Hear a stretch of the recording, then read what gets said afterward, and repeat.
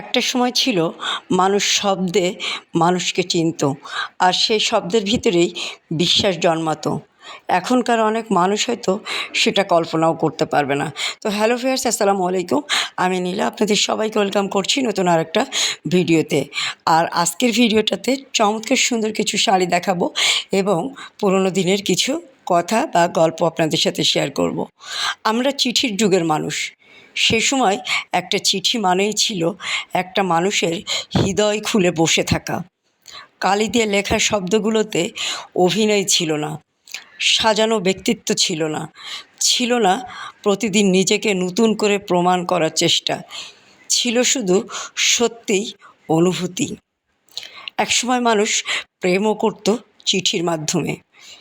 আজকের দিনের মতো তখন এত ছবি চাওয়া, ভিডিও কল, প্রতিদিন শতবার মুখ দেখা, এসব কিছুই ছিল না।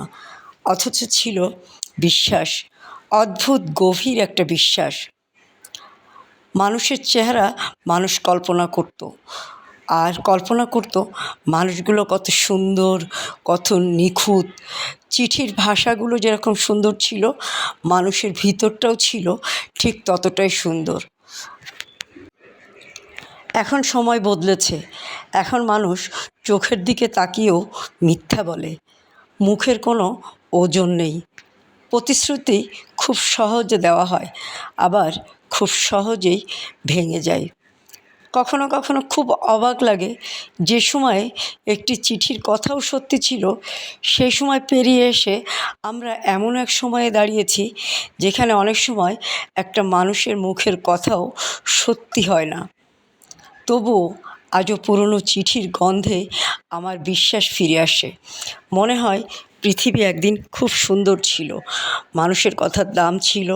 ভালোবাসা মানে ছিল সত্যি হওয়া, বা ভালোবাসা মানে ছিল বিশ্বাস, একে অপরের প্রতি সম্মান, শ্রদ্ধা, ভক্তি, অগাধ বিশ্বাস। এক কথায় সব কিছু মিলিয়ে ভালোবাসা এবং চিঠি সব কিছু মিলিয়ে যেন একটা অন্যরকম রূপ ছিল। একটা সময় ছিল মানুষ শব্দকে চিনত, আর সে শব্দের ভিতরেই বিশ্বাস জন্মাতো। এখনকার অনেক মানুষ হয়তো সেটা কল্পনাও করতে পারবে না। আর এক সময়ের মানুষ কিন্তু সুন্দর কিছু শাড়ি পরতো। হয়তো শাড়িতে এত বৈচিত্র্য ছিল না, খুব সাদামাটাভাবেই খুব সিম্পল শাড়ি পরতো। যারা বয়স্ক ছিল তারাও খুব হালকা কালারের শাড়ি পরতো, আর যারা ইয়াং বা মধ্যবয়স বা বিয়ের পর থেকে যেটাকে বলেন, একসময় মানুষ বিয়ে হয়ে যাওয়া মানেই কিন্তু তার পোশাকও চেঞ্জ হয়ে যাওয়া, শাড়ির সাথে একটা অন্যরকম বন্ধুত্ব তৈরি হতো।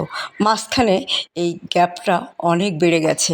এখন মানুষের বিশ্বাসগুলো থমকে হয়ে গেছে। মানুষের পোশাক আশাকেরও অনেক ধরনের পরিবর্তন এসেছে। তবে হ্যাঁ, রিসেন্টলি একটা জিনিস আবার খুব ভালো লাগে, শাড়ির যুগটা মনে হয় কেন জানি আবার একটু শাড়ির কদর বেড়েছে। শাড়ি পরার প্রচলনটা একটু বেশি হয়েছে, হয়তো ছবি উঠানোর জন্য বা বিভিন্ন ধরনের ফেসবুক পেজের জন্য, গল্পের জন্য, ব্লগ ভিডিওর জন্য, বা শাড়ি সেলের জন্য, অথবা টিকটক ভিডিওর জন্য হয়তো শাড়ি পরার প্রচলনটা বেড়েছে, কিন্তু মানুষের প্রতি মানুষের বিশ্বাস, ভালোবাসা, শ্রদ্ধা অনেক কমে গেছে। মানুষ এখন জানি কেমন, সব কিছুই থুমকো, কোনো কিছু কঠিন, অনেক সময় ধরে পেতে হবে, অনেক সময়ের জন্য ওয়েট করতে হবে, এরকম কিছুই করতে চায় না। আমরা চিঠির যুগের মানুষ, পুরাতন মানুষ, আমাদের কাছে এই জিনিসগুলো একটা অন্যরকম অনুভূতি জাগায়। আর অনুভূতি জাগায় এই সুন্দর শাড়িগুলোর আমরা ছোটোবেলায় মা, খালা, চাচি, ফুপু সবাইকে দেখেছি শাড়ি পরতে। আমরা বড়ই হয়েছি তাদের শাড়ি পরা দেখে। এখন হয়তো দেখছি যে তারা একটু ম্যাক্সি পরছে বা সালোয়ার কামিজ পরছে, অনেকেই পর্দা করে, কিন্তু এই যে ভালোবাসাটা তৈরি হয়েছে এই মা, খালা, দাদি, ফুপু, চাচি, নানি, এদের সবাইকে দেখে।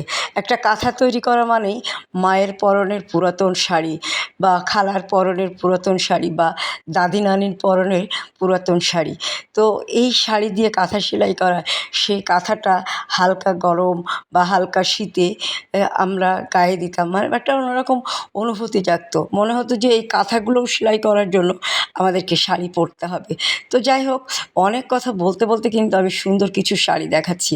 প্রতিটা শাড়ি এত বেশি সুন্দর, এই শাড়িগুলো পরবেন এবং সুন্দর কিছু ছবি তুলবেন, আপনাকে অপূর্ব সুন্দর লুক এনে দিবে। আজকে যে শাড়িগুলো দেখালাম বেশিরভাগই সেমি মসলিন, হাফ সিল্ক এবং ব্রাইট কটনও আছে। সবগুলোর উপরে সুতার কাজ করা। কিছু কিছু শাড়ির সাথে ব্লাউজ পিস আছে, কিছু শাড়ির সাথে ব্লাউজ পিস নেই, বাট শাড়িগুলো খুবই সুন্দর।